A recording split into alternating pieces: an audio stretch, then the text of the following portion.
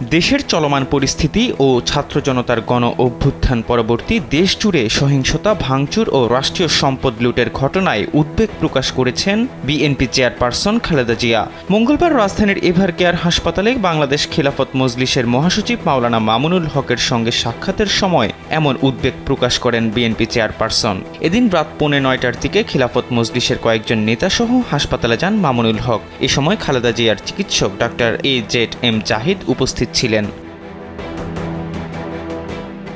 খালেদা জিয়ার সঙ্গে আলাপে হেফাজতের এই নেতা জানান, মঙ্গলবার সারা দেশে ছাত্র জনতা বিভিন্ন স্থানে সরকারি সম্পদ রক্ষার কাজে যুক্ত হয়েছে। শহরে নতুন করে শিক্ষার্থীরা ট্রাফিক কাজে যুক্ত হয়েছে।